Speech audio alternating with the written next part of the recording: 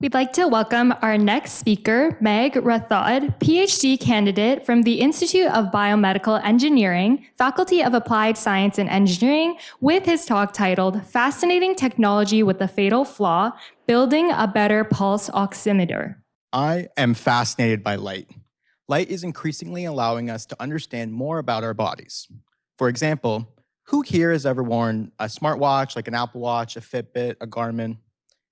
Thank you. Have you ever wondered for a moment, how do these technologies work? They uniquely leverage how our body interacts with light, and they're able to extract key metrics, one of which is pulse oximetry, a measurement of how much oxygen is in your blood, and it's something that doctors use to understand how your heart and your lungs are doing together. It's a revolutionary tool, and it may seem straightforward. You put a device on, it shines light, receives a light that comes back, calculates oxygen. However, what I want you to focus on today is that before that light gets to your blood, it needs to pass through your skin. And if you look around this room, we all have different skin. And early designers of pulse oximeters built all their models on light skin cohorts, and they just assumed that these expressions, these technologies, would work across the world globally. And we're starting to find information that's not the case. This is a problem that needs to be addressed.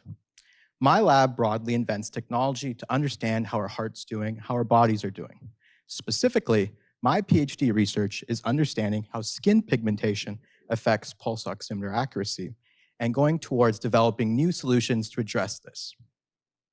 I started this work by understanding how current tools in the hospital work on a diverse cohort of people. So on the group above me on the slide, we had a diverse group come in and we tested the outcomes of these devices. We found that across different demographic factors like age, sex, and gender, we're not able to see any correlations to error. However, with skin pigment, we are. And in practice, if you define some clinical thresholds of when you should give care, if you happen to be on the lighter side of the skin color chart, you have a 15% chance of being misclassified.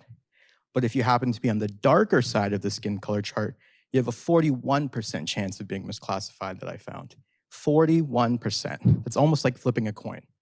It's unacceptable, and time we did something about it. So the next stage of my PhD was developing custom sensors that hope to characterize skin pigment and apply that into our calculation of pulse oximetry. I developed new sensors with different arrays of light sources and detectors, and I tested on 3 models of complexity, from making fake skin that represent the full range of pigment behind me, to animals, and then finally to humans. And what we found was powerful. If we're able to characterize skin tone and include that, we're able to dramatically reduce this disparity and increase accuracy for everybody. And so this sets a precedent that equity can no longer be an afterthought in medical device design and validation, and needs to be part of our process, so that as we invent technology to move ahead, we don't leave anybody behind. And that gives friends, family, and myself hope for the future. Thank you so much.